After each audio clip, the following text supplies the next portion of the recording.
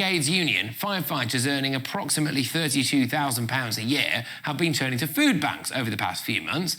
This comes after the union rejected a 5% pay offer from the government in which they branded it disgusting. Well, Tory MP Brendan Clarke-Smith commented on this tweet, saying, "I respect the profession, but £32,244 and using a food bank? Never heard such a ridiculous thing in my life." Well, with me to discuss this and debate it, I am very pleased to say, is the man himself, MP Brendan Clarke-Smith, and fireman and trade unionist Paul Embery. Sparks will fly, people. Sparks will fly. Brendan, why did you say what you said? People might say you're a bit out of touch. Do you really think that 32 and a bit grand you shouldn't be using a food bank? Well, I think a lot of people are finding it very difficult at the moment with the cost of living, and we understand that, and we get that, of course. But what I'd also say is £32,000, that is not a bad salary. That's more than I earned during a lot of my teaching career. The median salary is about £25,000 in Bassetlaw, where I am, because it's well above the national average and so on. Of course, it's a lot more than a lot of staff in Parliament are paid as well. So whilst I'm sure that people want a decent wage, and I'm sure that every penny does count, I think we need to put it in context a bit. And really, nobody on 32,000 should be using food banks. Now, what I would say is there will be individual cases. People who've suffered domestic abuse, people who have had one-off costs or tragedies or various other things. And I think you have to treat them on their individual merits. But generally, a person on £32,000 a year, Patrick, should not be using a food bank. Yeah, I mean, Paul, I'll bring you in now. Fireman and trade unionist Paul Embery. Firefighters might be good at putting out fires, but they're no good at managing their own finances, apparently. Well, it's simply not true, and I think many firefighters would find it insulting, that suggestion. Look, the fact is, when you look at the average firefighter, after tax, national insurance, their occupational pension scheme contributions, they're taking home something like around £1,800 a month. Now, half of that immediately, roughly, on average, is wiped out through mortgage or rent payments. You've then got to factor in energy bills, which, as we know, are increasing sharply at the moment. You've then got to talk about food bills, which for the average family are something like £300 or £400 a month. You then talk about the standard monthly bills, such as water rates and council tax. You then talk about childcare. I mean, I don't know if Brendan's being serious when he says that firefighters should comfortably be able to get along on this salary, and it strikes me that perhaps he hasn't grasped just how serious this cost of living crisis is for people. People are really struggling to make ends meet, and of course it's true that there are some people on a lower wage than firefighters. Some people are having it even tougher, but does that mean that firefighters themselves are not having it tough? Of course it doesn't, and the Tory MPs who are making this sort of case have got to get in the real world. Brendan, you've got to get in the real world.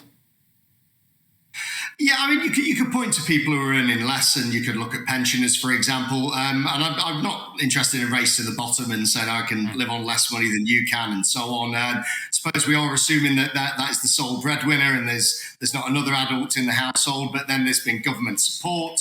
My wife and I, we've used things like 30 hours free childcare and tax-free childcare. Things like the energy bills, the £400 for that, extra if you need it, and so on. So there is that support that's there. But I think what we also have to bear in mind, for most of the country, this is a decent income. But now if you look on Twitter, and of course this caused quite a Twitter storm earlier, one word kept coming up quite often, and that word was London. And I think you have to look at London as a completely different case entirely. So cost of living crisis, yes, for many, but I think you also have a cost of London crisis, and that actually predates Ukraine, predates COVID. You could go back to saying that, Boris Johnson, I think in his first 5 years as London mayor, had double the number of affordable homes that he did. They're looking at this ultra low emissions zone now that's going to target people with old bangers and so on who can't afford a brand new electric Tesla. You can look at Labour and boroughs like Lambeth charging extra council tax to what used to be conservative ones like Westminster. So I think we have to look at London in isolation, but £32,000 I think is a good salary. I'd like a lot of my constituents to be earning that sort of salary. But for those who can't, then yes, it's great we have food banks and volunteers to help out. Paul, I'm just going to throw over to something that you said a bit earlier on about the pension contributions. I mean, presumably you could opt out of the pension contributions, get that in your immediate pay packet. Should you not be doing that? Well, I mean, of course you could opt out of having a pension scheme, being part of the pension scheme. But I don't think even the government would recommend that people opt out of their occupational pensions. This government, it's arguably one of the correct things it's done, is to argue that people should secure their own futures financially. So, I certainly don't want to see pensioner firefighters in destitution or poverty because they haven't entered into the pension scheme. That brings its own problems financially for the country in years to come. But look, Brendan says he doesn't want a race to the bottom, but every argument he made, more or less, was the race to the bottom. He's essentially saying, look, there are some people worse off than firefighters, including his constituents. So what are firefighters complaining about? Well, unquestionably, there are some people worse off, and it's right and proper that those people get decent wage increases as well. Because, look, the facts speak for themselves.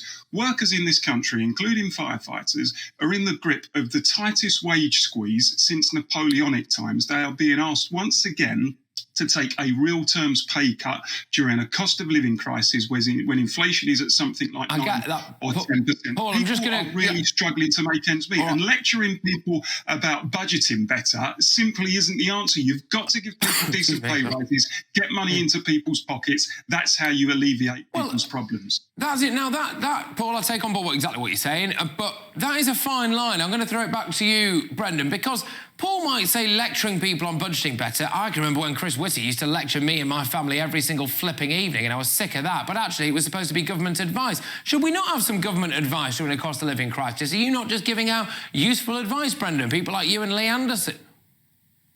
Well, yeah, we've just done that with energy, about turning thermostats down and all sorts of things. But as I said before, Patrick, and a lot of my constituents would be delighted to earn £32,000 a year. That is an aspiration for a lot of people. And I think with food banks, I think it is completely wrong to trivialise food banks every time there's a wage negotiation there. And I would challenge the FBU to actually show me these people, certainly outside London, who are using food banks on £32,000 a year. Where are they? Now, Brendan, to be fair, you raise an interesting point, and this is an uncomfortable issue. And Paul, I do have to put this to you, OK? We do hear a lot about these things just branded around. X and X is going to food banks. So-and-so is going to food banks. Paul, can you actually prove that firefighters are going to food banks? Paul? Is he there? We've lost Paul. Have we lost Paul? I think it's in. Oh, he's there. Sorry, Paul. Go on. Can you prove it? Sorry, Patrick. Say it again. Sorry, Paul. I lost you there for a second, mate. Can you actually prove that firefighters are going to food banks? Well, my union has reported that firefighters are. I'm perfectly happy to believe my union. I don't think my union is lying about that. And actually knowing firefighters, I've been a firefighter for 25 years, and firefighter colleagues are saying to me things now that they've never said to me before. They said to me before Christmas they were struggling to buy their kids Christmas presents. They were struggling to pay their energy bills. They were struggling to pay their mortgages. So I'm pretty certain that what the union has reported is true. But let me put this point, if I can, to Brendan. Why is it that Tory MPs always go for people at the lower end of the scale? What have we seen recently? We've seen city bonuses surging. We've seen executive pay going up handsomely. We've seen some of our corporations registering record profits. Now, why is it that the likes of Brendan and others don't say, well, actually, during a cost of living crisis, some of that sort of stuff is unethical. And if we're going to target people, we should perhaps target some of those people before we target emergency services who are struggling to make ends meet. That shows to me a pretty immoral set of priorities. All right, Paul, thank you very much for that. I'll give the final word to Brendan, let him come back, and then we're off, chaps. Go on, Brendan. Okay, thanks. I don't think £32,000 a year is the bottom end of the pile. I mean, that's not people on minimum wage. This is a skilled profession we're talking about here. I could go back 20 years. The FBU were asking for about 40-odd%, and I think the union leader had about an 80 grand odd package there. So, I mean, there's a long history of this. Now, I don't resent anybody going for a decent wage. Don't resent negotiations, Paul. I understand how unions work, and I completely respect that, and I respect firefighters. But £32,000 to visit a food bank, I think it's very much the exception rather than the rule. Look, both of you, thank you very much. Done it in exactly the right way, and you love to see it, and I wish you both all the best. I'm sure I'll speak to you both very, very soon. That is MP Brendan Clarke-Smith, Tory MP, and